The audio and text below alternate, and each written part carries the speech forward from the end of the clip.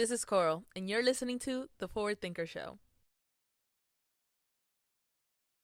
This episode of Forward Thinker Show, we have Robert Velasquez. Robert is such an amazing, kind person. I think his story is something that a lot of people who are new to the tech world, or how can they find their space in the tech world, I think his story will definitely resonate with you. So Robert actually used to be a biology major, and then he switched to CS, and right now he just finished an internship at Netflix, and now he's working at Google at the moment as an intern. And I think that's just so amazing how much you can learn and really pivot your entire career trajectory in just a few years. And I think what Robert has to say today on finding your place in tech is going to resonate with a lot of you guys. I hope you guys enjoyed this episode. Welcome, Robert. Thank you for having me. Welcome to the show. How are you doing? I'm doing well. I'm very excited to be here. I know. And, happy to talk about my experiences here. I know, it's so funny because we met, like I see you in ColorStack, I see you in the Zero to Pseudo Discord, and I didn't even know you came to FIU, and this is the first time we've met in like real life. Small world. Small world. He's real, guys. Like he's not just like a picture in the ColorStack channel. Absolutely. I'm definitely real, and I try to help people out whenever it's possible. So if you ever see me around, reach out to me, and I'm happy to help you out. Of course, of course. Robert, one of the things I always start with is your background. Where are you from? Yeah, so I am a first-generation Hispanic student. Mm-hmm. I come from a diversified background, so half of my family is Mm-hmm. from a Central American place Mm-hmm. called Honduras, Mm-hmm. but I am also part Spanish, so Mm-hmm. my parents are also from Spain. Mm-hmm. I started computer science a couple years ago, and I've been at it, doing... getting into opportunities. Yeah. And right now I'm gonna be interning at Netflix in a couple of months now. En Los Gatos, California, güey. That's correct. Yeah. So, for today's episode, it's more about like finding your place in technology. I know you have a great story of like how you got into tech, and I'm curious about that. Like, how did you get into tech, and especially why did you come to Miami to study technology? Well, yeah, let me just answer the second question first before going to the first one. Yeah. So, why did I come to Miami? Well, I was born in Miami. Oh, you were born in Miami. I was born and raised in Miami, although my parents are coming from different backgrounds. They came to the United States, specifically over here, Mm-hmm. just to help me out and, look for opportunities. But why did I get into technology? How did I get into technology? So those are questions that I just recently got answered. I started getting into the computer science world a couple years ago. So it was early 2022 when I started my computer science major. And I didn't initially choose computer science. I was actually a biology major. And I got into biology because the reason because I chose biology was because I was always looking for something to solve, and Yeah. I felt like it was the field that I really needed to look for. And within pathology, what really resonated with me was looking for a problem to solve, but also doing the research as well. And that's always what a pathologist does. But as I moved over within the years of studying biology, it took me a while to then realize that medicine really wasn't for me. And then I spoke to a couple of friends. At the time, while studying biology, I was also doing a lot of math courses. So I also felt like math was always something that I really liked doing. But after realizing that biology wasn't for me, I spoke to a couple of friends and found some guidance from them, and they were the ones that advised me, why don't you try looking into computer science? And I took a couple of like little online courses in programming, and I fell in love with it. And then I told myself, you know what, I'm just gonna switch to computer science. And Wow, you came to the dark side. Welcome. Yeah. And then I came to the dark side. Yeah. But yeah, that's where my story has been so far. So I first started, I I literally started programming 2 years ago. Wow. So I started programming with Java, and ever since then I haven't looked back. It's been honestly a blast. Like everything, I felt like I came to the right profession, the right field, because similarly, like I felt like what I was looking for, what is in computer science and was in computer science at the moment, and which was essentially, you know, having a problem, looking for ways to solve it, and, you know, similar to what I've applied in mathematics, how when you have a problem, like there are many multiple ways of solving a math problem, and although it could be very stressing, the most satisfying part is when you solve a problem. Yeah. So that's something that I've always been enjoying ever since I've been in computer science. Yeah, and only 2 years. That's crazy. Yeah, pretty crazy. I want to know, how was it like that first time you were, that first line of code, the first time you coded? How did you feel at that moment? How was that like? Yeah, so there are two ways that I can answer this question, and one was me when I started coding personally, after a couple of friends suggested me to, like, you know, look into programming and see if, you know, you like it or not. I went to a website called Code Academy. I'm sure a lot of people have heard of it already. And I went into their Intro to Python course, and I literally, my first line of code was hello world. Hello world. Just printing hello world, right? Yes. And I really liked it. You know, I felt like I felt like a hacker at the time. I felt like I was breaking into systems with yeah. hello world. Yes. So like just being able to print something by writing a few lines of code and writing like simple like statements here and there, I felt like, you know, I really felt like I was on top of the world at the time. And when I first started coding when I was in my classroom, it felt even like 100 times better because I had an instructor who was extremely great. For those people that are at FIU, his name is Dr. Whitaker. You may know him. If you don't know him, great professor. But when I was at his classroom, this professor, by the way, let me just backtrack a little bit, was a professor that really, you know, made students feel welcomed in that environment that they were in. And that's something that I was also looking for when I was career switching, being able to find professors that are passionate about teaching. That is super crucial because, of course, why look for a teacher or why have the opportunity to get a teacher that doesn't really care about what they're teaching? It's honestly going to influence you as well, right? So I was at this professor's class, and I even wrote hello world at a different language. So after the first week, I felt very confident with my coding skills. Although I did struggle here and there throughout the semester, it was honestly a blast, and I didn't look back ever since. It's been amazing. It's been amazing. I feel like it's just after that first line of code, it's kind of like, oh shoot, this is the, like, I press a button on the computer and something pops up. That's amazing. It's great that you were able to have that.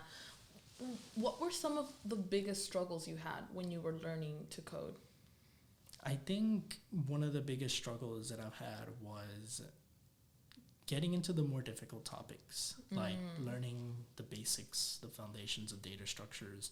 And even now, after 2 years, it's still something that I'm practicing. But knowing the foundations and finding proper ways to implement like certain data structures to problems has always been a struggle. But that's where a lot of these resources that I've been looking for online, these communities, have chimed in to help me with my, you know, career journey. And, you know, when it comes to studying, there are communities like CodePath, ColorStack, Edlift.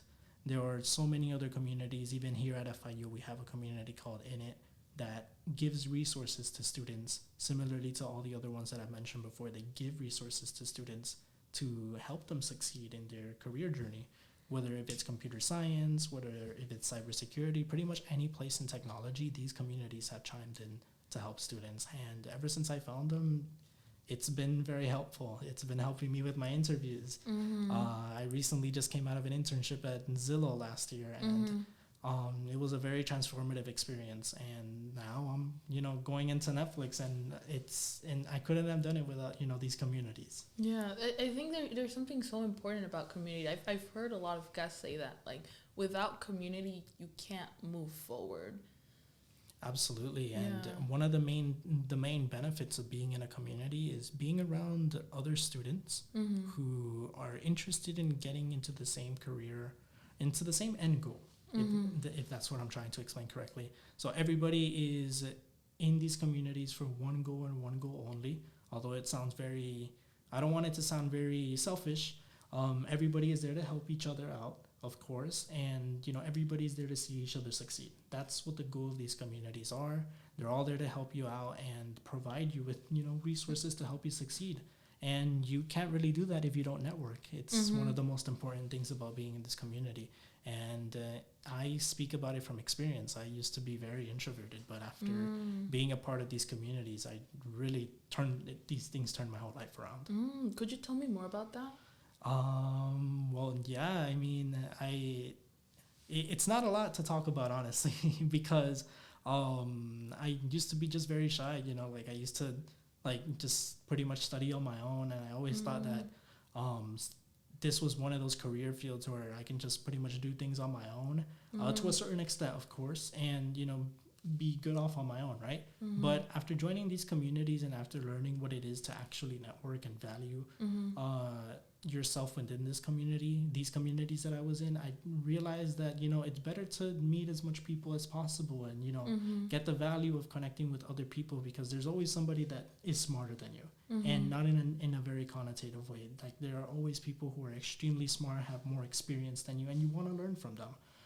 Those are the people that you want to be around with, and those are the people that you want to motivate you as well. And that's what's pretty much changed my whole life around. So, being with people who are smarter than you don't feel kind of like I don't know, like icky, like scared? It's like, oh my god, this big person. Imposter syndrome? Yeah, we could talk about that. Absolutely. So, of course, being around smart people will always make you feel like, like you kind of aren't, at that sort of level. But I've learned to realize that, yes, there will always be somebody who is more knowledgeable than you. And not in a negative way, of course. There will be people who you will encounter that have just tons of experience, people that have been coding since day one. Yeah.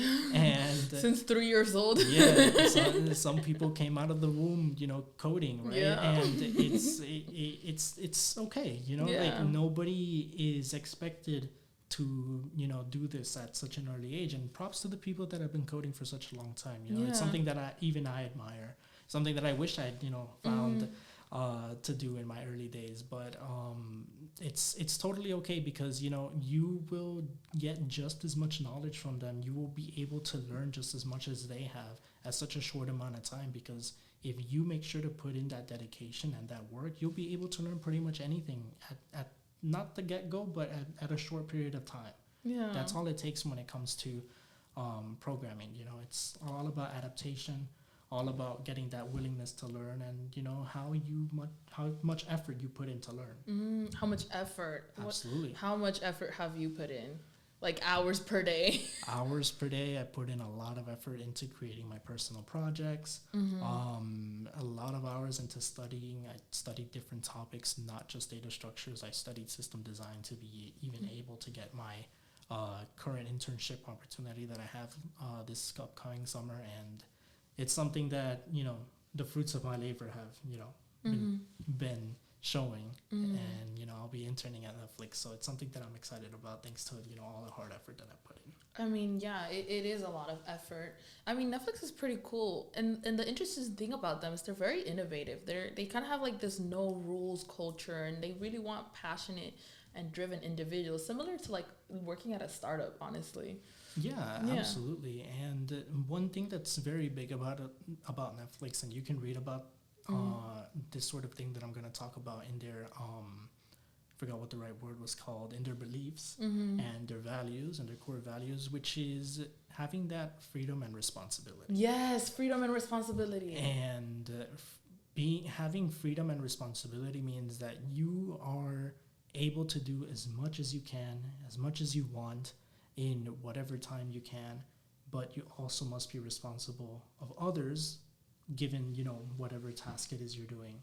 And, it's something that I've applied to myself in my personal life as well. I have so much freedom right now, even as a in my early 20s, but of course I have so much responsibility even with the given freedom that I have, which means, like I need to balance myself from the liberty that I currently have versus my profession, my professional career, my professional growth. And that's something really big that Netflix values, which I'm happy to say that I'll be hopefully expressing those values at Netflix this coming summer. Yeah, of course. I mean, I think being able to work in an environment where your values are aligned with each other is very important, whether you're, building a business and you want to make great values, or you're going to work at a company. You need to make sure that those values are aligned with you, and it's not just like a culture memo that you see on the website. It's actually practiced and seen there every day, and it's not just something that you can just take for granted. What sort of other than your curiosity within, like, your passion for math and computer science, what else has motivated you to put so much of that effort in? Yeah, and that's a great question, because a lot of my motivation came from networking. So being a part of these communities helped me realize that even seeing a lot of more people that are knowledgeable for my age helped me realize, like, wow, like it makes you think, like, how can I be like this type of individual? How can I be as knowledgeable as this person? What can I do to get to that sort of next step in my life, and get myself more professionally prepared for these upcoming opportunities that come up during recruiting season. So my motivation has been from networking, but also looking at online creators as well who are in the same sort of field that I'm in. And there are a ton of people that you can find online. I honestly can't name a few because I just go on social media and I see them, right? But there are a ton of people that are on social media that just talk to their viewers and say what they're working on. Some people do mobile app development. A lot of people just create websites, and just seeing that sort of stuff makes you want to think, like, I want to do that sort of same thing too. And obviously that's why we're in school. We're here to learn and to develop our career journey, and I have no doubts that in the future I'll be doing the same thing as well. Well, that's great that you're able to, like, find that. I wonder if you were to start over again, what sort of things that you wish you would have done differently so you could become a better engineer? Yeah, and obviously I think one of the more obvious answers to that question is code, honestly. There are a lot of people who are extremely talented and have been coding since an early age, and that's something that I kind of wish I would have been doing. In my early days, I really didn't have a mentor or anybody that would really tell me, what career path I should choose. Obviously, I had my parents, but my parents would only help me out to a certain extent, and they would tell me, go to school, get good grades, and that's kind of it. It doesn't go any further than that. And of course, that all falls because I'm a first generation college student, and it's totally understandable, right? But I wish I had a mentor. I wish I'd started coding at an early age. But it's totally okay, because getting into technology is just one of those fields that no matter what age you're at, you can do it, and you can find a job, just at any moment in time, just given the amount of work that you put in for what you want to look for. I wonder, like, how is it for somebody who doesn't know, who's from a different background? How can they go from here, like, I don't know, to, like, I do know? Other than, finding community, what else has helped you in your journey? Yeah, and that's a very good question, because I think one of the best things that anybody can have that's entering in computer science specifically, or pretty much any field in general, is having a mentor who's already in the field of profession that you want to get into, and seek some guidance, seek some pointers on how you can get to their sort of level. I have a mentor who is from LinkedIn. He works at LinkedIn, and he's around the late 20s, and I can relate to him because we can talk, and it doesn't have to feel so professional. We talk very laid back, and he gives me pointers on what I can do to improve on my resume, my career journey, my growth. But he also helps me with interviews as well. So he helps me interview for specific companies that I'm interested in working on, and even at Netflix as well. Even though he didn't have a lot of knowledge on system design, it's funny enough, it was something that he was just learning as well. He even took the time to study for system design and help me out as well. And the results are there. I'm gonna be at Netflix soon, so it's something that I encourage every student to have, which is a mentor, somebody who is at already the field of profession that you want to get into, and seek some guidance on how you can just develop yourself professionally. But like, how did you find that mentor? Like, I'm talking more like, if you don't even know what a mentor is, like, what kind of mindset do you need to have for someone who wants to strive forward?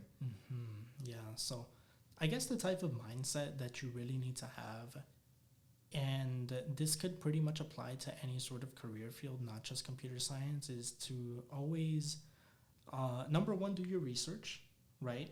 Always do your research on the type of career field that you want to get into.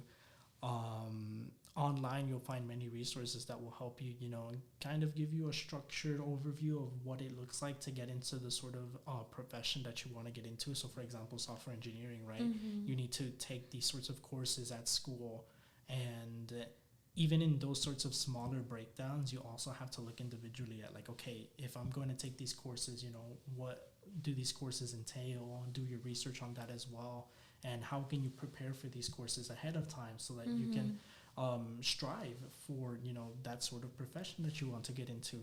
And so to answer your question is to never stop studying, essentially.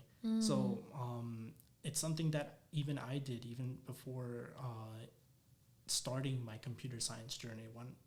Just a month ago, before starting computer science, I took the time to study pretty much everything that I was going to learn in my first programming course, and I was steps ahead of pretty much everybody else, and I felt very confident because it helped me also help other people in the classroom in whatever topic that we were learning at the time. So you prepared, and then you applied what you prepared in real time, and then you gave back, and that helped you understand to code better. Absolutely. And software engineering is one of those professions that you will benefit even from giving back, because it helps you.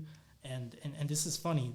A lot of people in computer science struggle with communication, because explaining your code is one of the hardest parts of computer science. And it's something that even I struggle as well to this day.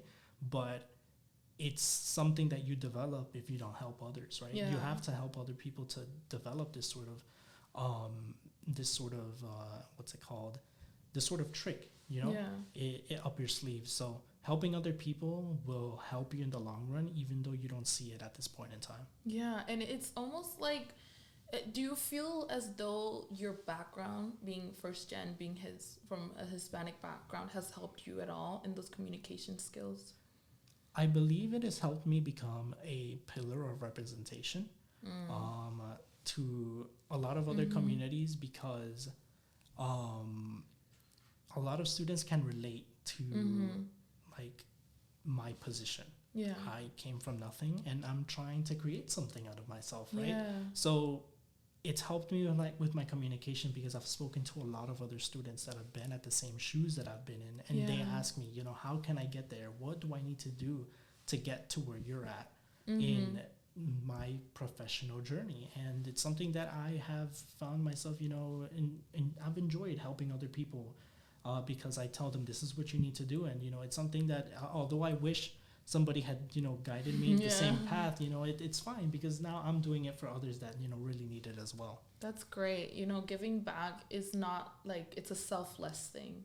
It's very much, because you do hear about stories of students at Ivy League institutions where things are a bit more competitive, bit more gatekeepy, bit more, restrictive.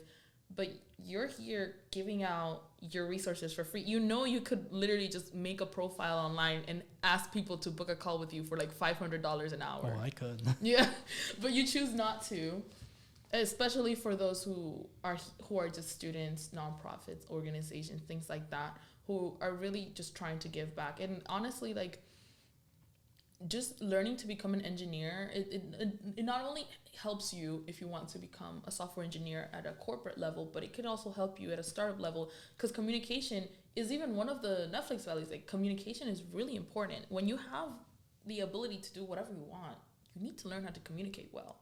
And you also need to learn how to communicate well your ideas and your code to people. So that's very interesting. You had to go through that. But I wonder, do you feel any pressure now that you're a quote unquote pillar of representation? Yes and no. Yes, because of course, even at this point in time, I can make mistakes and, mess up my professional journey at any point in time, right? But no, because I feel like everything that I've gone through has helped me get to where I am right now. And honestly, if whatever I've done in the past has helped me get to where I am right now, I'm confident that, whatever I'll be doing next is going to help me, elevate my professional journey. So, yes, because, there's a lot of people, looking at me right now and saying kind of like, yo, wow, Robert, what's the next step, right? Yeah. And it's very nerve-wracking because, I guess you can say I've made it to a FANG company, right? And I guess, what's next? And although I'm not striving to get to the next better level, right? I'm just pretty much striving to be the best that I can be, right?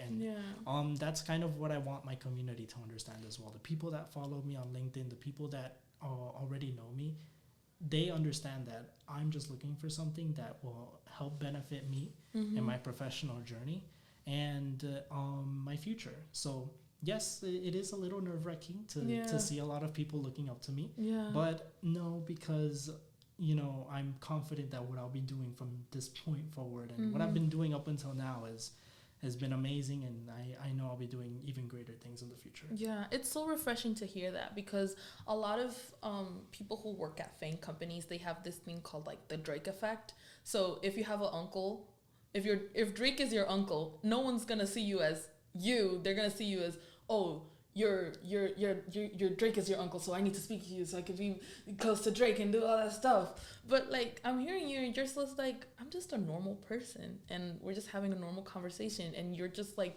selfless and willing to help others, because it takes somebody like that to show you like, hey, I'm here just like you. I was there at your shoes 2 years ago, just like you, and I'm now you have the responsibility with this big title to actually make an impact that matter, not, be big flexing ego, be like, look at this, look at my watch, look at my wrist, because in Miami we have a lot of those.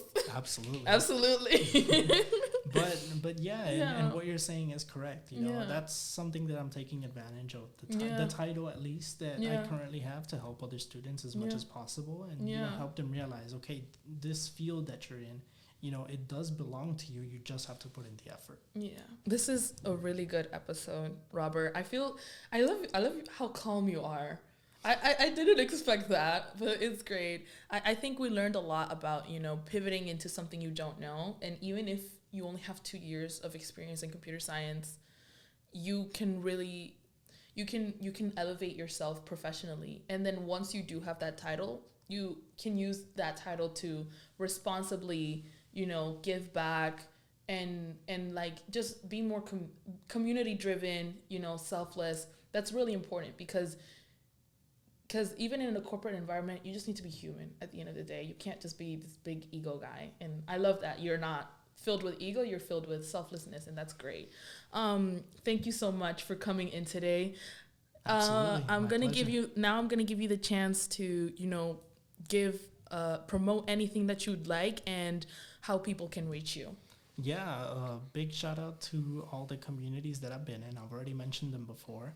Number 1 is ColorStack. Number 2 is CodePath, Adlift, and last but not least, Init. Saving the best for last as well, right? Go Panthers!